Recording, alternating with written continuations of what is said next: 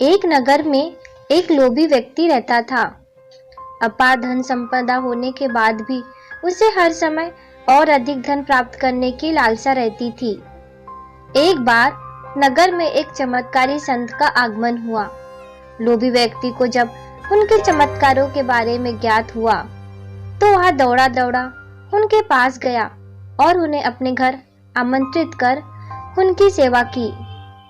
सेवा से प्रसन्न होकर नगर से प्रस्थान करने के पूर्व संत ने उसे 4 दीपक दिए। चारों दीपक लेकर संत ने उसे बताया, पुत्र, जब भी तुम्हें धन की आवश्यकता हो तो पहला दीपक जला लेना और पूर्व दिशा में चलते जाना। जहां दीपक बुझ जाए उस जगह की जमीन खोद लेना, वहां तुम्हें धन की प्राप्ति होगी। उसके उपरांत पुनः तुम्हें धन की आवश्यकता हुई तो दूसरा दीपक जला लेना, जिसे लेकर पश्चिम दिशा में तब तक चलते जाना जब तक वह बुझ ना जाए। उस स्थान से जमीन में गड़ी अपार धन संपदा तुम्हें प्राप्त होगी। धन की तुम्हारी आवश्यकता तब भी पूरी ना हो तो तीसरा दीपक जलाकर दक्षिण दिशा में चलते जाना। जहां दीपक बुझे वहां की जमीन खोदकर वहां का धन प्राप्त कर लेना। अंत में तुम्हारे पास एक दीपक और एक दिशा शेष रहेगी, किंतु तुम्हें ना उस दीपक को जलाना है ना ही उस दिशा में जाना है। इतना कहकर संत लोभी व्यक्ति के घर और उस नगर से प्रस्थान कर गए। संत के जाते ही लोभी व्यक्ति ने पहला दीपक जला लिया और धन की तलाश में पूर्व दिशा की ओर चल पड़ा। एक जंगल में दीपक बुझ गया। वहां की खुदाई करने पर उसे एक कलश प्राप्त हुआ। वह कलश सोने के आभूषणों से भरा हुआ था। लोभी व्यक्ति ने सोचा कि पहले दूसरी दिशाओं का धन प्राप्त कर लेता हूँ, फिर यहाँ का धन ले जाऊंगा। वह कलश वही झाड़ियों में छुपाकर उसने दूसरा दीपक जलाया और पश्चिम दिशा की ओर चल पड़ा। एक सुनसान स्थान में दूसरा दीपक बुझ गया। लोभी व्यक्ति ने वहां की जमीन खोदी। उसे वहां एक संदूक मिली जो सोने के सिक्कों से भरा हुआ था। लोभी व्यक्ति ने वह संदूक उसी गड्ढे में बाद में ले जाने के लिए छोड़ दिया। अब उसने तीसरा दीपक जलाया और दक्षिण दिशा की ओर बढ़ गया। वह दीपक एक पेड़ के नीचे बुझा। वहां जमीन के नीचे लोभी व्यक्ति को एक घड़ा मिला जिसमें हीरे मोती भरे हुए थे। इतना धन प्राप्त कर लोभी व्यक्ति प्रसन्न तो बहुत हुआ, किंतु उसका लोभ और बढ़ गया। वह अंतिम दीपक जलाकर उत्तर दिशा में जाने का विचार करने लगा, जिसके लिए उसे संत ने मना किया था।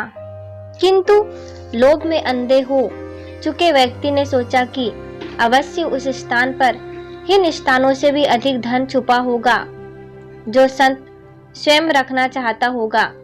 मुझे तत्काल वहां जाकर उससे पहले उस धन को अपने कब्जे में ले लेना चाहिए। उसके बाद सारा जीवन मैं ऐसो आराम से बिताऊंगा। उसने अंतिम दीपक जला लिया और उत्तर दिशा में बढ़ने लगा। चलते चलते वह एक महल के सामने पहुंचा।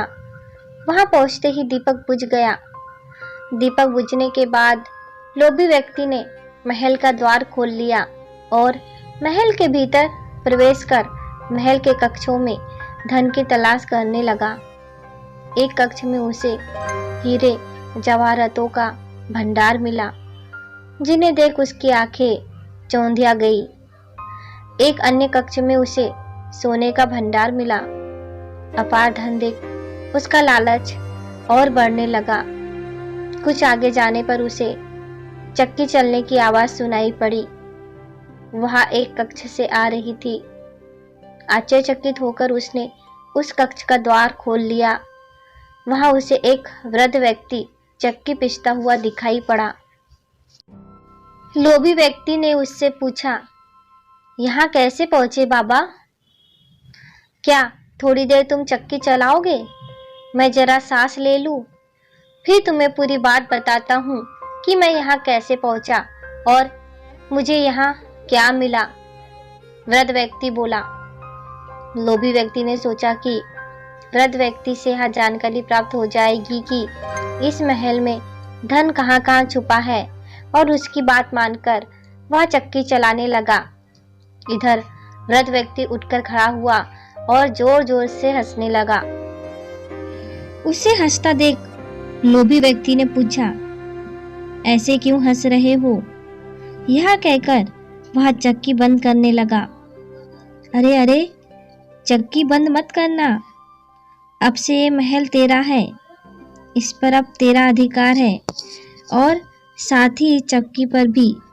ये चक्की तुम्हें अब हर समय चलाते रहना है, क्योंकि चक्की बंद होते ही ये महल ढह जाएगा और तू इसमें दबकर मर जाएगा। गहरी सांस लेकर वृद्ध व्यक्ति आगे बोला, संत की बात ना मानकर मैं भी लोभवश आखिरी दीपक जलाकर इस महल में पहुंच गया था।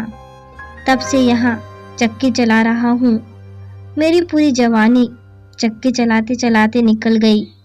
इतना कहकर वृद्ध व्यक्ति वहां से जाने लगा।